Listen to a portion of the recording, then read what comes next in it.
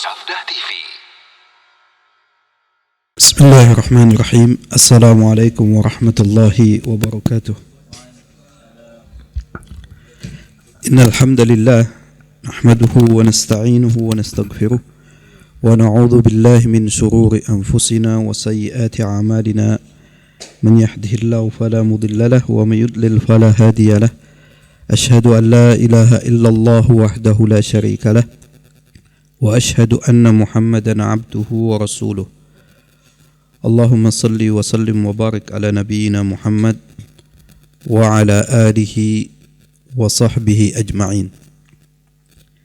Amma ba'd, fa inna asdaqal hadithi kitabullah wa khairal hadyi hadyu Muhammadin sallallahu alaihi wasallam wa syarrul umuri muhdatsatuha wa kullu muhdatsatin bid'ah wa kullu bid'atin dhalalah wa kullu dhalalatin finnar. Ikhwani wa akhwati a'azzani Allah wa iyyakum. Insyaallah kita melanjutkan pembahasan dari kitab Al-Aqidah Al-Islamiyah minal Kitabi wa Sunnatis Sahihah, yang insyaallah pada kesempatan kali ini kita memasuki pembahasan yang baru, yaitu Anwa'u Syirkil Akbar. Anwa' asyirk al-akbar, macam-macam syirik besar. Anwa' asyirk al-akbar, macam-macam syirik besar, di mana kita tahu semua bahwasanya syirik, terlebih syirik besar, merupakan salah satu dosa-dosa besar yang paling besar. Bahkan orang yang melakukan syirik besar kemudian dia meninggal dunia, wa na'udzubillah, dia belum bertaubat dari dosa syirik besarnya, maka dia meninggal dalam keadaan musyrik, dan Allah subhanahu wa ta'ala tidak mengampuni dosanya dan akan dikekalkan di dalam neraka. Wa na'udzubillah. Kita mempelajari syirik bukan berarti supaya kita melakukan perbuatan tersebut, sebagaimana kita mempelajari tentang al-a'mal as-salihah, amal-amal saleh kita pelajari untuk kita kerjakan. Tapi kita mempelajari kesyirikan, terutama syirik besar, untuk apa? Untuk kita menghindarkan diri dan menjauhi dari perbuatan tersebut.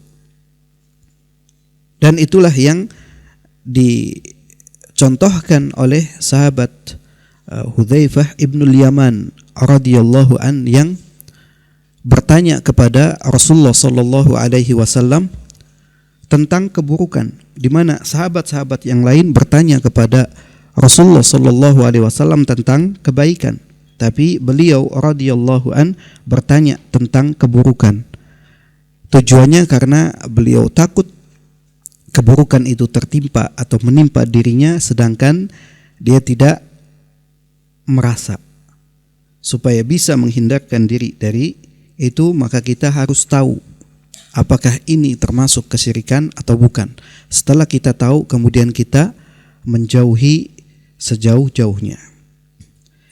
Ikhwani wa akhwati a'azzani Allah wa iyyakum. Adapun pertanyaan yang pertama, as-su'alul awwal, hal nastaghitsu bil amwat awil ghaibin? Hal artinya apa? Apakah nastaghitsu, kita atau kami beristighatsah, apakah kita atau kami beristighatsah bil amwat, dengan orang-orang yang sudah meninggal, awil ghaibin, atau orang-orang yang tidak ada? Apakah kita beristighatsah dengan orang-orang yang telah meninggal, atau dengan orang-orang yang tidak ada. Sekarang timbul pertanyaan, apa yang dimaksud dengan istighatsah? Apa yang dimaksud dengan istighatsah? Istighatsah itu dari kalimat al-ghauts. Makanya al-istighatsah itu hiya talabul ghauts minallahi ta'ala. Karena setiap kalimat bahasa Arab yang diawali dengan 3 huruf yang disebut alif sin ta. Alif sin ta ini apa? Alif, sin, dan ta, 3 huruf. Jadi supaya gampang jadi alif sin ta. Bukan sinta sate atau sinta. Alif sin ta, alif, sin, dan ta. Setiap kalimat bahasa Arab yang diawali dengan 3 huruf tersebut, alif sin ta, artinya apa? Tolab. Tolab artinya apa? Memohon atau meminta. Seperti contohnya istighfar. Ketika kita mengucapkan astagfirullah. Astagfirullah berarti artinya apa? Tolab, meminta. Al-ghafr apa? Ampunan. Ini sebagai contoh saja. Tolabul ghauts atau al-ghauts apa? Yaitu pertolongan. Meminta pertolongan, tapi al-ghauts ini pertolongan dalam keadaan yang lebih mencekam daripada meminta pertolongan biasa. Makanya talabul ghauts minallahi ta'ala fi syada'id, meminta pertolongan kepada Allah Ta'ala dalam kesulitan, kesulitan yang sangat. Ini makna apa? Istighatsah. Kita sering mendengar istighatsah, kita melakukan istighatsah. Akan diadakan istighatsah. Ini istighatsahnya kepada siapa? Pertanyaan di sini, istighatsah kepada amwat. Kepada orang-orang yang sudah meninggal. Orang-orang yang sudah meninggal.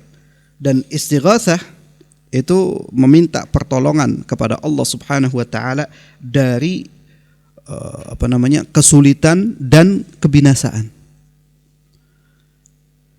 Syekh rahimahullahu taala menjawab dalam jawabannya, al-jawab la nastaghitsu bihim bal nastaghitsu billah. Qala Allah taala walladzina yad'una min dunillahi la yakhluquna syai'a wa hum yukhlaqun amwatun ghairu ahya' وَمَا يَشْعُرُونَ أَيَّانَ يُبْعَثُونَ إِذْ تَسْتَغِيثُونَ رَبَّكُمْ فَاسْتَجَابَ لَكُمْ وَقَالَ صلى الله عليه وسلم يَا حَيُّ يَا قَيُّومُ بِرَحْمَتِكَ أَسْتَغِيثُ. Kata beliau rahimahullahu ta'ala, la nastaghitsu bihim, kita tidak beristighatsah kepada mereka. Mereka siapa? Orang-orang yang sudah meninggal atau orang yang tidak ada. Bagaimana kita meminta tolong beristighatsah kepada orangnya tidak ada.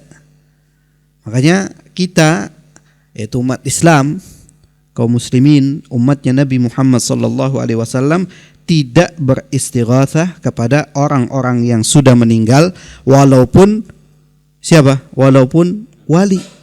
Bahkan kepada Nabi ketika Nabi sallallahu alaihi wasallam sudah meninggal, awil ghaibin, atau orang yang tidak ada. Bal nastaghitsu billah. Bahkan kita umat Islam itu hanya beristighatsah kepada Allah saja. Kita hanya beristighatsah kepada Allah Subhanahu wa taala saja, tidak beristighatsah kepada selainnya. Qala Allah Ta'ala, Allah Subhanahu wa taala berfirman di dalam surat An-Nahl ayat 20, walladzina yad'una min dunillah, dan orang-orang yang berdoa. Berdoa berarti apa? Beribadah. Berdoa berarti beribadah. Min dunillah, kepada selain Allah, orang-orang yang beribadah, orang-orang yang berdoa, orang-orang yang meminta, orang-orang yang memohon kepada selain Allah. selain Allah itu la yakhluquna syai'an, tidak mampu untuk menciptakan sesuatu pun.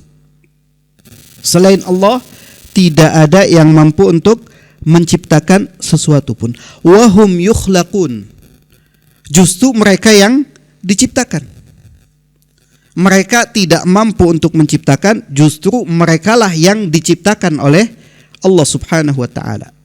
Amwatun, orang-orang yang sudah meninggal, ghairu ahya, tidak ada yang hidup. Orang yang sudah meninggal itu tidak. Wa ma yash'uruna ayyana yub'atsun, dan mereka tidak merasa, tidak mengira bahwasanya mereka akan apa? Akan dibangkitkan oleh Allah Subhanahu wa taala. Kapan? Pada hari kiamat nanti, ketika seluruh manusia telah diwafatkan oleh Allah Subhanahu wa taala. Ada yang istilahnya mati, meninggal terlebih dahulu, dan ini yang disebut dengan apa? Al-qiyamah as-sughra, kiamat sughra atau kiamat kecil, yaitu meninggalnya seseorang. Adapun kiamat kubra, kiamat besar, itu seluruh manusia mati. Ketika sangkakala ditiup, tiupan yang pertama, hancur, goncang bumi, semua hancur semua. Dan semua orang akan mati. Sampai ditiupkan sangkakala yang kedua, untuk apa? Untuk membangkitkan semua manusia sebagaimana dia dilahirkan oleh ibunya, dalam keadaan sebagaimana dia dilahirkan oleh ibunya. Apa? Hufatan, tidak berpakaian, nggak pakai sandal, nggak pakai baju, nggak pakai apapun. Bahkan ghurlan, dalam keadaan kulub. Tahu kulub? Belum disunat. Seperti dia dilahirkan oleh ibunya, seperti itulah dia akan dibangkitkan oleh Allah Subhanahu wa taala. Jadi mereka tidak mengira kalau nanti akan dibangkitkan oleh Allah Subhanahu wa taala. Ini orang yang berdoa, kemudian beribadah, meminta, memohon kepada selain Allah, ketahui bahwasanya mereka tidak bisa menciptakan sesuatu pun. Justru mereka yang diciptakan oleh Allah Subhanahu wa taala. Maka jangan sampai kita terkecoh berdoa, meminta atau beristighatsah kepada makhluk. Karena kita hanya beristighatsah kepada Allah Subhanahu wa taala, sebagaimana firman-Nya dalam surat Al-Anfal ayat 9. Allah Subhanahu wa taala ini menyebutkan ketika apa? Ketika akan perang Badar. Ketika akan perang Badar, Rasulullah sallallahu alaihi wasallam yang melihat apa? Sedikitnya jumlah kaum muslimin.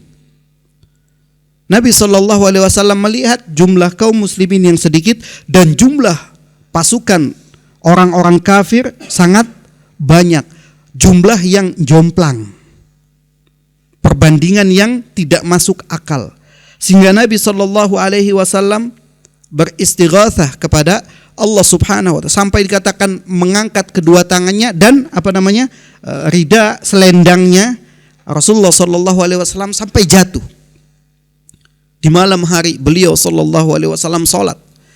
Sahabatnya, mertuanya Abu Bakar Siddiq radhiyallahu anhu yang melihat bagaimana kesungguhan Rasulullah sallallahu alaihi wasallam di dalam beristighatsah, berdoa, memohon kepada Allah Subhanahu wa taala malam hari dengan salat dan berdoa, sampai merasa kasihan. Padahal Nabi sallallahu alaihi wasallam kalau punya keinginan mintanya apa? Sungguh-sungguh. Maka kita pun sebagai umatnya kalau minta kepada Allah Subhanahu wa taala dengan sungguh-sungguh, jangan tanggung-tanggung. Bila perlu menangis, merengek kita, meminta kepada Allah Subhanahu wa taala. Kalau Nabi sallallahu alaihi wasallam siapa yang meragukan doanya Nabi sallallahu alaihi wasallam yang telah dijanjikan oleh Allah Subhanahu wa taala. Tapi ketika meminta kepada Allah Subhanahu wa taala itu sangat bersungguh-sungguh. Sampai jatuh selendangnya, diambil oleh sahabat Abu Bakar. Melihat dan mengatakan bahwasanya Allah Subhanahu wa taala telah menjanjikan kemenangan untuk wahai Rasulullah. Tapi inilah Nabi SAW mencontohkan kepada kita semua untuk bersungguh-sungguh dalam meminta, memohon kepada Allah Subhanahu wa taala. Sehingga Allah Subhanahu wa taala sebut istaghithuna rabbakum fastajaba lakum. Ingatlah, tastaghithun, ketika kalian beristighatsah, memohon kepada Allah Subhanahu wa taala, memohon kepada Rabb kalian. Kenapa istighatsah? Karena pasukan kaum muslimin hanya berjumlah berapa? 300 sekian saja. Jumlah yang termasuk sedikit. Sehingga Nabi SAW beristighatsah kepada Allah Subhanahu wa taala. Kata, ittastaghithuna rabbakum. Ingatlah tatkala kalian beristighatsah kepada Rabb kalian, fastajaba lakum, dan Allah mengijabah istighatsah kalian. Jadi ketika itu ketika kejadian perang apa tadi? Perang Badar. Nabi SAW sampai tadi selendangnya itu jatuh karena mengangkat kedua tangannya berdoa, memohon kepada Allah Subhanahu wa taala. Kemudian di dalam doa Nabi SAW juga mengajarkan doa. Doa yang diriwayatkan oleh Imam At-Tirmidzi dengan sanad yang hasan.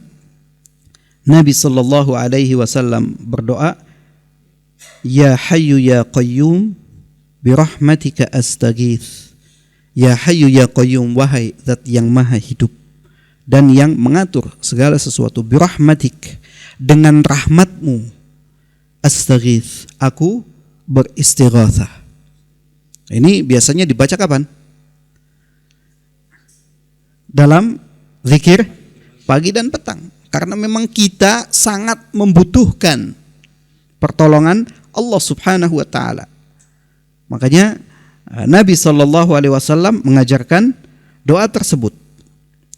Ini semua dalil-dalil yang menunjukkan apa? Menunjukkan bahwasanya istighatsah itu hanya kepada Allah Subhanahu wa taala, bukan kepada selainnya. Ikhwani wa akhwati azzani Allah wa iyyakum. Kemudian pertanyaan yang kedua, hal nastaghitsu bil ahya? Hal nastaghitsu bil ahya? Apakah kita beristighatsah, memohon pertolongan bil ahya kepada orang-orang yang masih hidup? Nah, sekarang pertanyaannya, bolehkah kita beristighatsah kepada orang-orang yang masih hidup?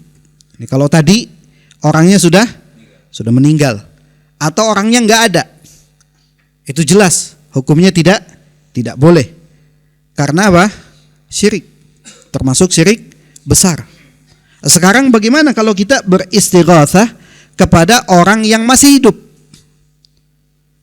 Al-jawab, Syekh rahimahullahu ta'ala menjawab, na'am, fima yaqdiruna alaihi min musa'adatin mumkinah. Qala Allah ta'ala an Musa, fastaghathahu alladhi min syi'atihi 'ala alladhi min aduwwihi fawakazahu Musa faqada alaihi. Kata beliau, na'am, iya, kita boleh beristighatsah kepada orang yang masih hidup. Tapi syaratnya apa? Syaratnya fima yaqdiruna alaihi, yang mereka mampu apa? Min musa'adatin mumkinah, mampu membantu atau memungkinkan bagi mereka untuk memberikan bantuan. Kalau mungkin maka boleh, kalau tidak mungkin maka tidak boleh. Contohnya apa? Kita minta tolong kepada orang yang badannya kuat untuk ngangkat meja, boleh nggak? Boleh. Tapi kalau orang yang tangannya nggak ada, boleh? Nggak boleh, berarti kita zalim. Kalau orangnya hidup mampu, ya kita boleh minta tolong kepadanya. Atau misalkan meminta tolong untuk melakukan sesuatu yang sesuatu itu bisa dilakukan oleh orang yang kita minta tolong. Kalau orangnya masih hidup, selama memungkinkan maka itu diperbolehkan. Dan Allah Subhanahu wa taala berfirman tentang Nabiullah Musa alaihissalam, itu disebutkan di dalam surat Al-Qasas ayat 15, fastaghathahu alladhi min syi'atihi ala alladhi min aduwih. Ketika Nabi Musa masuk ke sebuah kota, itu beliau melihat apa? Melihat ada dua orang yang sedang berkelahi. Dua orang yang sedang berkelahi, yang satu dari dikatakan min syi'atihi, dari golongannya, yaitu dari Bani Israel. Sedangkan yang satu min aduwih, dari musuhnya, maksudnya dari keturunan dari kaumnya Fir'aun. Dua orang yang sedang berkelahi. Kemudian orang yang masih dari golongan Nabi Musa, maksudnya masih dari keturunan dari golongan Bani Israel, dia meminta tolong kepada siapa? Kepada Nabi Musa. Makanya fastaghathahu alladhi min syi'atihi, dan orang yang masih min syi'atihi, yang dari Bani Israel itu meminta tolong ala alladhi min aduwih, untuk mengalahkan atau untuk tadi melumpuhkan, mengalahkan orang yang dari musuhnya. Karena diminta tolong, dan Nabi Musa itu badannya kekar gitu ya. Makanya kadang fawakazahu Musa, Nabi Musa memukul des gitu kan. Faqadha alai, dan mati sekali. Nah, itu kalau sekarang kan kanan kuburan, kalau kiri rumah sakit. Ini enggak, langsung sekali pukul langsung faqadha alai, langsung mati. Ini menunjukkan apa? Meminta tolong kepada orang yang masih hidup dan dia mampu untuk melakukannya, maka ini adalah hal yang diperbolehkan. Walaupun ini termasuk dalam kasus ini Nabi Musa merasa apa? Merasa bersalah karena telah membunuh. Dan ini sebelum Nabi Musa belum diangkat menjadi nabi. Jadi hukumnya boleh beristighosah kepada orang yang masih hidup dengan syarat dia mampu untuk melakukannya. Kemudian pertanyaan yang ketiga, hal tajuzul isti'anatu bi ghairillah? Hal tajuzu al-isti'anatu bi ghairillah? Apakah boleh al-isti'anah? Nah, sekarang menggunakan kalimat al-isti'anah juga sama, ada tambahan huruf apa? Alif sin ta. Al-isti'anah maksudnya alif sin ta.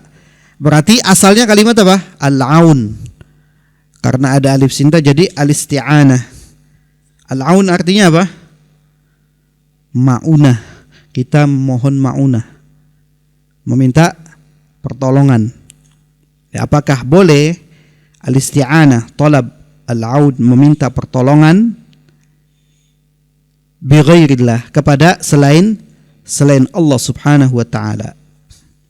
Maksudnya apa? Meminta pertolongan kepada Allah Subhanahu wa taala itu, kita kalau beristi'anah, meminta pertolongan kepada Allah Subhanahu wa taala dalam baik perkara dunia ataupun akhirat, dan juga berlepas diri dari daya dan upaya kita, dan kita serahkan semuanya kepada Allah Subhanahu wa taala. Ini makna isti'anah. Sehingga ketika ditanyakan apakah boleh beristi'anah, meminta pertolongan kepada selain Allah, jawab Syekh rahimahullahu taala menjawab, la tajuzu fi umurin la yaqdiru 'alaiha illallah. Wad dalilu qaulullahi ta'ala iyyaka na'budu wa iyyaka nasta'in. Wa qala sallallahu alaihi wasallam, idza sa'alta fas'alillaha wa idza ista'anta fasta'in billahi. Hukum beristi'anah ataupun meminta pertolongan kepada selain Allah Subhanahu wa taala, itu hukumnya la tajuz, tidak boleh. Tidak boleh fi umurin, pada perkara-perkara la yaqdir 'alaiha illallah, yang tidak mampu ataupun tidak mungkin dan tidak bisa dilakukan kecuali hanya oleh Allah Subhanahu wa taala. Kalau tidak memungkinkan, maka kita tidak boleh. Sama dengan pertanyaan sebelumnya. Boleh itu ketika apa? Ketika orangnya mampu. Ketika orangnya tidak mampu untuk kita meminta tolong, maka tidak boleh. Makanya la tajuzu fi umurin la yaqdiru 'alaiha illallah. Tidak boleh pada perkara yang tidak ada yang mampu untuk melakukannya kecuali Allah Subhanahu wa taala. Kita minta tolong sama dokter misalkan untuk menyembuhkan, memberikan kesembuhan, menyembuhkan. Yang mampu menyembuhkan hanyalah Allah Subhanahu wa taala. Atau bahkan menghidupkan yang sudah mati misalkan. Nah, itu tidak boleh. Karena memang itu semua tidak ada yang mampu kecuali Allah Subhanahu wa taala. Apa dalilnya? Dalilnya adalah firman Allah Subhanahu wa taala di dalam surat Al-Fatihah, dan ini selalu kita ulang di dalam salat kita. Ketika kita membaca iyyaka na'budu wa iyyaka nasta'in, hanya kepadamu ya Allah kami beribadah dan hanya kepadamu kami meminta pertolongan. Hanya kepadamu kami beristi'anah, bukan kepada selainnya. Ini sebagai apa? Sebagai ikrar kita yang selalu kita ulang-ulang. Janji kita kepada Allah Subhanahu wa taala bahwasanya kita berjanji untuk tidak minta pertolongan kecuali hanya kepada Allah Subhanahu wa taala. Beda kalau orangnya mampu, bisa, apalagi ahli. Nah, berarti boleh. Kita minta tolong nih. Misalkan saya dapat hadiah atau saya beli bins yang ini masih jarang. Saya minta kepada ahlinya, misalkan minta tolong ke Pak Rizal. Pak Rizal, saya punya bins baru nih, kayaknya masih jarang. Kemudian Pak Rizal cari-cari, oh ternyata ini saya bikinkan. Akhirnya menghasilkan apa? Kopi yang nikmat, sekali minum langsung. Kalau sama ahlinya boleh, saya minta sama yang nggak ahli rusak jadinya. Rasanya nggak karu-karuan. Kalau sama orangnya mampu, bisa, boleh. Tidak bisa, jangan. Kemudian Nabi Shallallahu Alaihi Wasallam juga bersabda di dalam hadis yang diriwayatkan oleh Imam Tirmidzi, dan beliau mengatakan hadis hasan sahih, yaitu ketika Rasulullah Shallallahu Alaihi Wasallam mengatakan kepada siapa? Kepada Ibnu Abbas radhiyallahu anhuma, "Idza sa'alta fas'alillah." Apabila engkau meminta, maka mintalah kepada Allah, atau mintalah hanya kepada Allah. Wa idza sta'anta, dan apabila engkau meminta pertolongan, fasta'in billah, maka mintalah pertolongan hanya kepada Allah, yaitu dalam perkara-perkara yang tidak mampu untuk merealisasikan dan melakukannya kecuali Allah Subhanahu wa taala. Berbeda ketika meminta tolong kepada orang yang masih hidup. Makanya di sini pertanyaan yang keempat, hal nasta'inu bil ahya? Apakah kita meminta tolong atau meminta pertolongan bil ahya kepada orang-orang yang masih hidup? Kata Syekh rahimahullahu taala, jawabannya na'am, fima yaqdiruna alaihi min qardin aw nusratin. Qala Allah taala wa ta'awanu 'alal birri wat taqwa. Wa qala sallallahu alaihi wasallam, wallahu fi 'auni al-'abdi ma kana al-'abdu fi 'auni akhihi. Rawahu Muslim. Amma talabu syifaa'i wa rizqi wal hidayati wa amthaliha fala tutlabu illa min Allah li'anna al-ahya'a 'ajizuna 'anha fadlan 'anil amwat. Qala Allah ta'ala, alladhi khalaqani fahuwa yahdin walladhi huwa yut'imuni wa yasqin wa idza maridtu fahuwa yashfin. Hukum meminta pertolongan atau beristi'anah kepada orang yang hidup, orang yang masih hidup, na'am.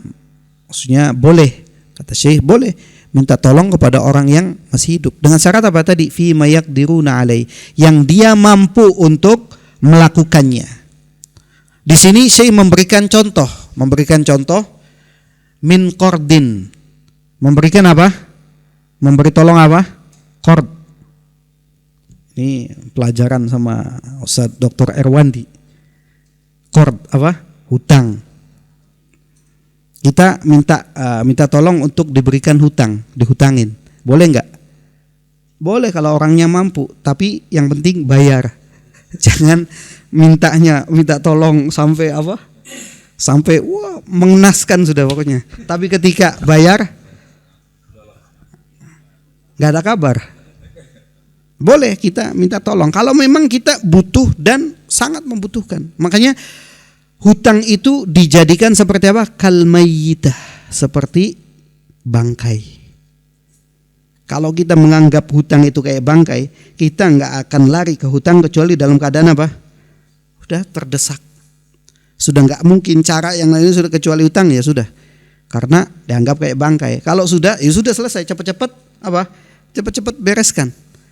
Namanya bangkai, jangan ditunda-tunda. Semakin lama akan semakin apa?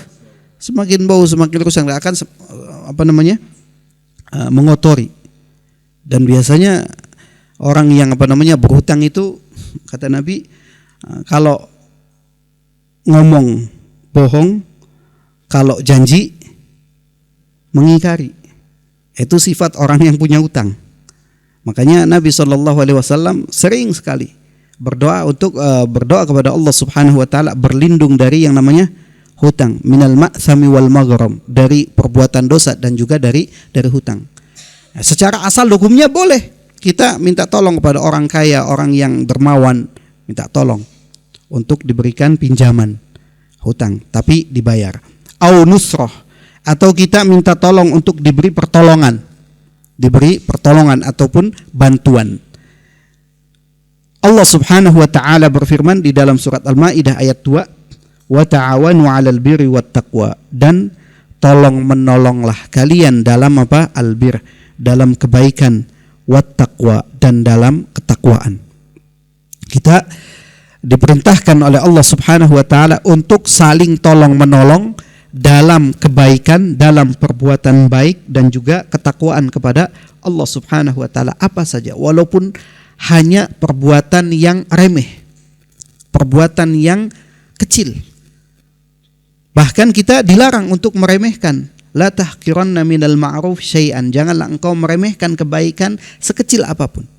Sekecil apapun, kalau itu kebaikan maka jangan pernah kita remehkan. Kita tidak tahu dari kebaikan-kebaikan mana kita akan dimasukkan surga oleh Allah Subhanahu wa taala. Buktinya ada orang yang seorang pelacur yang memberi minum seekor anjing, kemudian Allah Subhanahu wa taala memasukkannya ke dalam surga. Di kebaikan sekecil apapun atau seremeh apapun, selama kebaikan itu jangan pernah kita remehkan. Dan kita jangan menganggap yang kecil ini justru cikal bakal akan menjadi besar. Bukankah gunung itu berasal dari apa? Dari kerikil. Makanya la tahqiranna innal jibala minal hasa. Janganlah engkau pernah meremehkan, sesungguhnya innal jibal, gunung itu minal hasa, dari kerikil-kerikil yang bertumpuk kemudian menjadi gunung yang besar. Kebaikan sekecil apapun kalau kita tumpuk, kita kumpulkan, lama-lama menjadi besar. Dan Nabi sallallahu alaihi wasallam bersabda di dalam hadis yang diriwayatkan oleh Imam Muslim, wallahu fi aunil abdi, dan Allah Subhanahu wa taala fi aunil abdi, akan selalu menolong hambanya. Allah Subhanahu wa taala akan selalu menolong hambanya, akan memberikan pertolongan kepada hambanya. Kapan? Maka al-'abdu fi 'auni akhi, selama hamba tersebut menolong saudaranya. Orang yang selalu atau sering membantu saudaranya, membantu sesama muslim atau membantu siapa saja, maka Allah Subhanahu wa taala akan selalu selalu membantunya. Jadi kalau kita ingin diberikan bantuan oleh Allah Subhanahu wa taala, ingin ditolong oleh Allah Subhanahu wa taala, maka perbanyak menolong dan membantu orang lain. Dan ini kapan saja, baik dalam keadaan susah ataupun senang, apalagi dalam keadaan sulit. Dalam keadaan sulit, orang yang dalam keadaan kesulitan, Dan ini selalu harus ditanamkan pada jiwa seorang muslim. Makanya ada kalau orang mau berangkat haji atau mau berangkat umroh, harusnya para pembimbing itu selalu mewasiatkan ataupun menasihatkan kepada para jamaah untuk saling tolong menolong. Kadang ini masih satu rombongan untuk nurunin tas atau nggak mau. Atau misalkan yang paling sering kalau naik lift belum full langsung full pokoknya nggak boleh. Padahal masih bisa selama kita bisa tolong. Walau kadang dianggap remeh, cuman nunggu lift kalau berapa kali bisa terlambat kita ke masjid. Apalagi waktunya sudah mepet atau hanya memindahkan tas. Hal yang dianggap remeh. Padahal kita pun butuh bantuan. Kita juga ingin dimudahkan oleh Allah Subhanahu wa taala. Kalau kita ingin diberikan kemudahan oleh Allah Subhanahu wa taala, maka mudahkan juga urusan orang lain, jangan dipersulit. Kalau kita ingin dimudahkan oleh Allah Subhanahu wa taala, banyak hal-hal yang mungkin kita anggap itu adalah hal yang remeh, tapi justru kadang dari situlah Allah Subhanahu wa taala memberikan balasan untuk kita.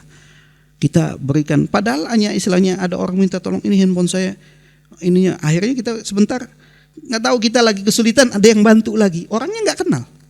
Itu merupakan bantuan dari pertolongan dari Allah Subhanahu wa taala ketika kita banyak membantu saudara-saudara kita. Amma talabus syifa, adapun meminta kesembuhan. Meminta kesembuhan, wa rizqi, meminta rezeki, wal hidayati, meminta hidayah, wa amsalihah, dan yang sejenisnya, maka yang seperti ini fala tutlabu illa minallah, maka jangan diminta kecuali hanya dari Allah Subhanahu wa taala. Jangan kita minta rezeki kepada misalkan majikan kita. Bukan majikan kita yang memberikan rezeki. Yang memberikan rezeki adalah Allah Subhanahu wa taala. Fabtaghu indahu rizq, maka mintalah rezeki kepada Allah Subhanahu wa taala, bukan kepada selainnya. Minta kesembuhan juga bukan kepada dokter, bukan kepada ahli medis, bukan kepada sinse dan lain sebagainya. Yang menyembuhkan hanyalah Allah Subhanahu wa taala. Demikian pula hidayah, dan hidayah yang dimaksud hidayah apa? Hidayatut taufiq. Hidayah taufik ini hanya Allah Subhanahu wa taala. Kita minta kepada Allah Subhanahu wa taala. Berbeda dengan hidayah apa?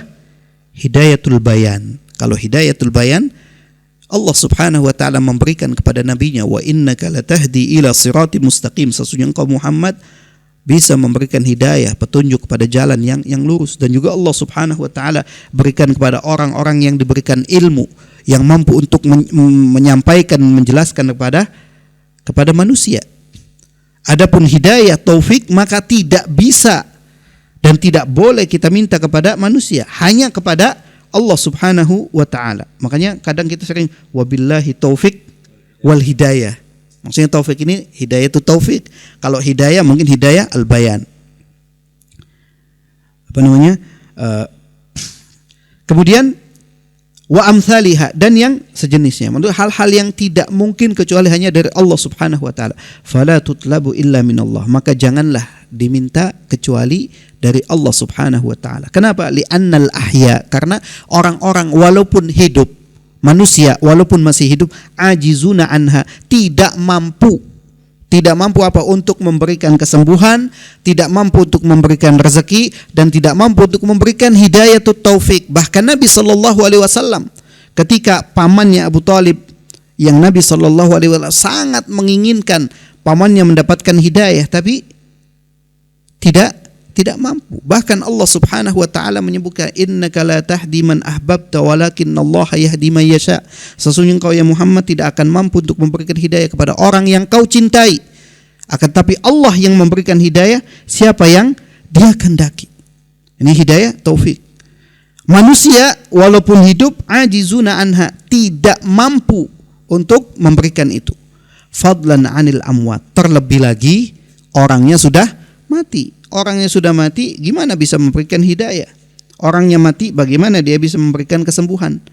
Bagaimana dia memberikan rezeki? Banyak orang-orang yang melakukan apa yang mereka namakan dengan wisata religi, datang ke makam ini, ke makam itu, kemudian tadi meminta rezeki, meminta kesembuhan karena anaknya sakit bertahun-tahun, atau mungkin siapanya sakit, atau dia pengen banyak rezeki, minta ke kuburan tersebut, ke makam tersebut. Ini tidak boleh, karena hanya Allah Subhanahu wa taala yang mampu.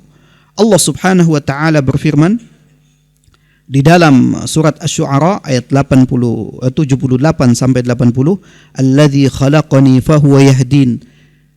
Yang telah menciptakanku siapa? Allah Subhanahu wa taala, fahuwa yahdin, dan dialah yang memberikan hidayah kepadaku. Allah Subhanahu wa taala yang telah memberikan hidayah. Makanya di dalam surat apa? Surat Al-A'la, "Sabbihisma rabbikal a'la alladzi khalaqa fasawwa walladzi qaddara fahada." Sabbihisma, maka maha sucikan, isma rabbik, nama Rabbmu yang maha tinggi. Kita diperintahkan oleh Allah Subhanahu wa taala untuk memahasucikan Allah Subhanahu wa taala. Bertasbih kepada Allah Subhanahu wa taala yang maha tinggi. Alladzi khalaqa fasawa. Dialah yang telah menciptakan dan atqana, yang memperindah ciptaannya. Kemudian apa? Alladzi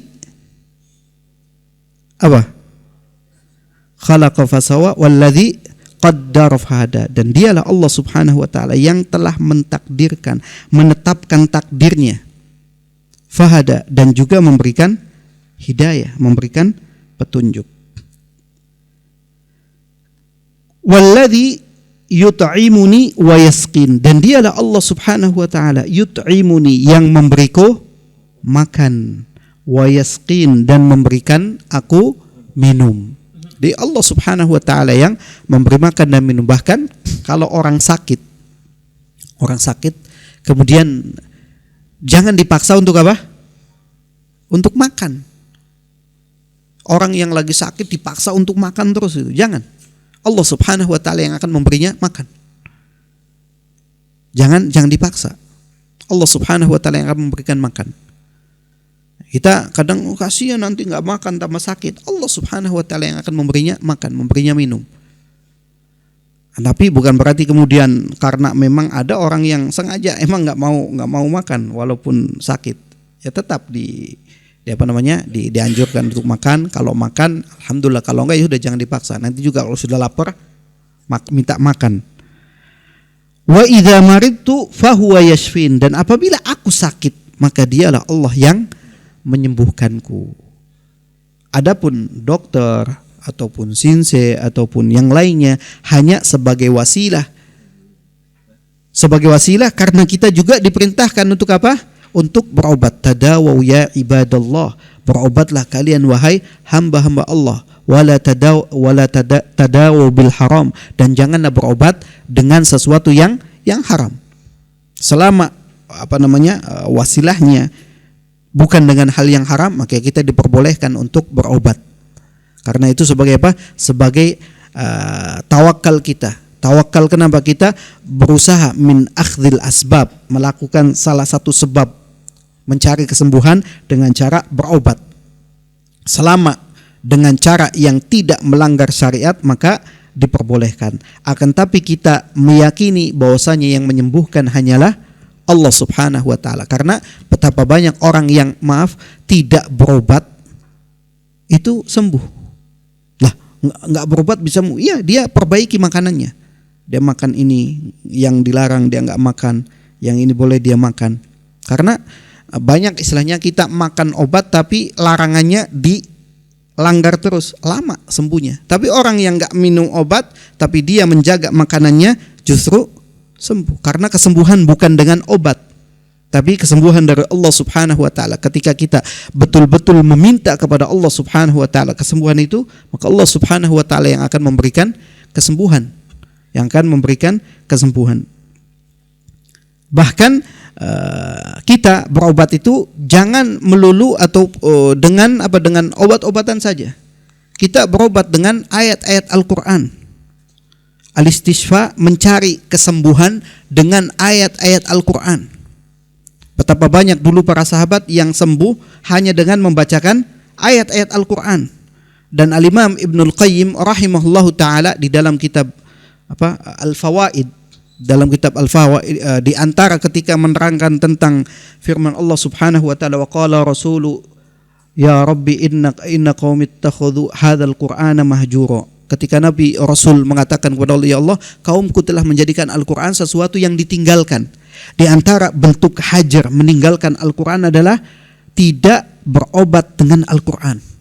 Di antara bentuk hajar, bukan hanya kita nggak baca Quran, ya kita nggak baca Al-Quran berarti kita menghajar Al-Quran, kita meninggalkan Al-Quran. Di antara bentuk menghajar Al-Quran juga tidak al-istishfa bil Quran, tidak mencari kesembuhan dengan Al-Quran. Misalkan kita pusing sedikit, jangan langsung minum Panadol, atau kita bacakan ayat Al-Quran, pegang kepalanya, bacakan surat Al-Fatihah, atau kita bacakan di air minum kita, kemudian kita minum. Itu nggak sembuh. Kalau kata orang itu kita nggak yakin, kurang yakin. Ada orang dipukul kepalanya pakai botol, yang lain ini nggak yakin ketika nggak baca. Kita kalau ini kok nggak sembuh, berarti kita kurang yakin kepada Al-Quran sebagai obat. Orang berobat aja itu tergantung kadang ada sugesti. Baru ketemu dokter aja perasaan itu sudah enak, padahal belum diapa-apain. Karena sugesti kita kuat. Kalau kita sugesti kita kuat, keyakinan kita, keimanan kita pada Al-Quran sebagai syifa, sebagai obat kuat, baru dibacakan sudah hilang semua penyakitnya. Walaupun semua atas kehendak Allah Subhanahu wa taala. Ikhwani wa akhwati azani Allah wa iyyakum. Kemudian pertanyaan yang kelima, hal yajuzun nadhru li ghairillah? Apakah boleh bernazar kepada selain Allah? Bolehkah bernazar kepada selain Allah? Sekarang pertanyaannya, apa yang dimaksud dengan nazar? Apa yang dimaksud dengan nazar? Banyak semut. Nazar itu dikatakan oleh para ulama ilzamul muslimul mukallaf nafsahu ta'atan lillahi ta'ala la tajibu alaihi syar'an. Itu ilzamul muslimul mukallaf, seorang muslim yang mukallaf itu mewajibkan dirinya, ilzam nafsahu, mewajibkan atas dirinya ta'atan lillah, untuk melakukan ketaatan kepada Allah Subhanahu wa taala, la tajibu alaihi syar'an, tidak wajib secara syariat. Asalnya enggak wajib, tapi dia mewajibkan itu untuk dirinya. Enggak wajib, tapi dia wajibkan itu untuk dirinya. Ini namanya apa? Nazar. Dan nazar la yajuzun nadhru illa lillah. Liqaulillahi ta'ala hikayatan an imra'ati Imran, Rabbi inni nadhartu laka ma fi batni muharrara. Wa qala sallallahu alaihi wasallam, man nadhara an yuti'a Allah falyuti'hu wa man nadhara an ya'siyahu fala ya'sihi. Rawahul Bukhari. Nazar la yajuzun nadhru illa lillah. Tidak boleh kita bernazar kecuali hanya kepada Allah Subhanahu wa taala. Kita bernazar apa? Saya akan puasa selama 3 hari.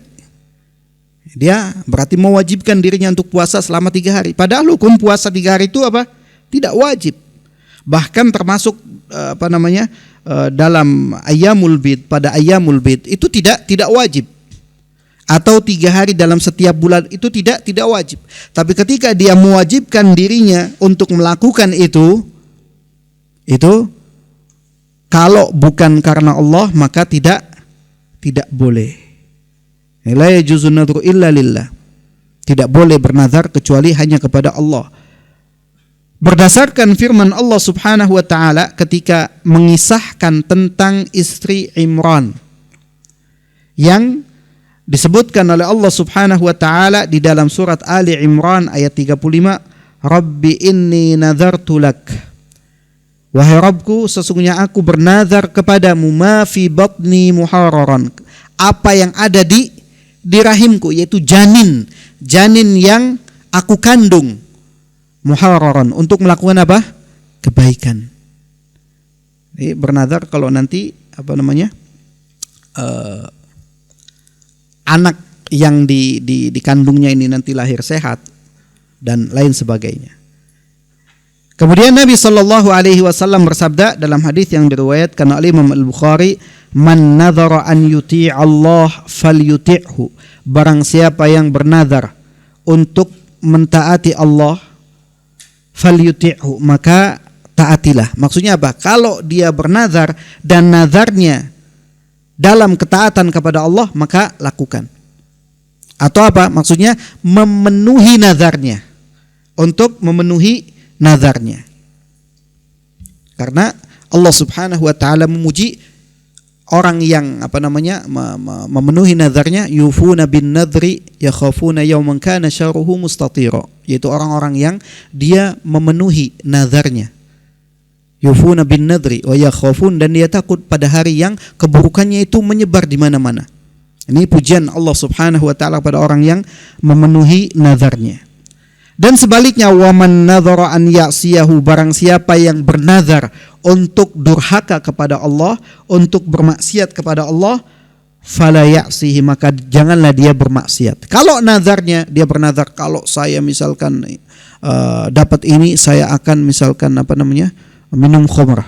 Kalau saya dapat rezeki, saya akan minum khamr, atau saya akan melakukan perbuatan durhaka kepada Allah Subhanahu wa taala, maka jangan dipenuhi. Tapi dia harus apa?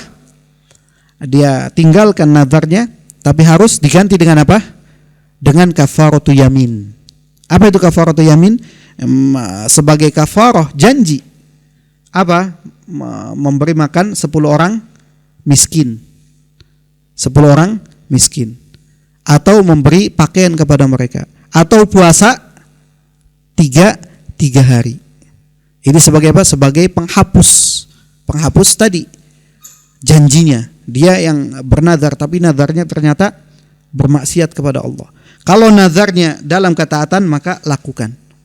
Dan hukum nazar asalnya itu, nazar tidak dilakukan kecuali oleh orang yang bakhil. Nazar itu la ya'ti illa min bakhil. Nazar itu tidaklah dilakukan kecuali orang-orang yang bakhil. Dia ingin mendapatkan sesuatu tapi ada gantinya. Kalau misalkan anak saya lulus masuk universitas favorit, saya akan puasa 3 hari, kata ibunya. Biasanya ibunya yang paling, anaknya kalau lulus ujian jadi pegawai negeri, saya akan nazar. Ini kalau kenapa dia bernazar puasa? Kalau anaknya gitu, kalau puasa saja. Jangan karena ada pamrih supaya anaknya bisa. Atau misalkan kalau saya diberi kesembuhan, sembuh, minta kepada Allah Subhanahu wa taala. Ketaatan, lakukan ketaatan yang lain. Jangan ada pamrih dalam melakukannya. Ini yang berkaitan dengan nazar. Jadi kalau nazarnya dalam ketaatan, lakukan. Tapi kalau dalam perbuatan maksiat, kedurhakaan, maka tinggalkan dan diganti dengan apa? Kafaratu yamin, dengan kafarah penghapus janjinya tersebut. Tadi antara memberi makan 10 orang miskin, atau kalau misalkan tidak mampu, dia berpuasa selama 3 hari berturut-turut. Allah Ta'ala alam. Mungkin ini saja, mudah-mudahan bermanfaat bagi kita semua. Kurang lebihnya saya mohon maaf, dan kita tutup dengan doa kafaratul majlis. Subhanakallahumma rabbana wa bihamdika asyhadu an la ilaha illa anta astaghfiruka wa atubu ilaik. Sallallahu ala nabiyyina Muhammad wa ala alihi wa sahbihi wasallam. Wa akhiru da'wana alhamdulillahi rabbil alamin. Assalamualaikum warahmatullahi wabarakatuh.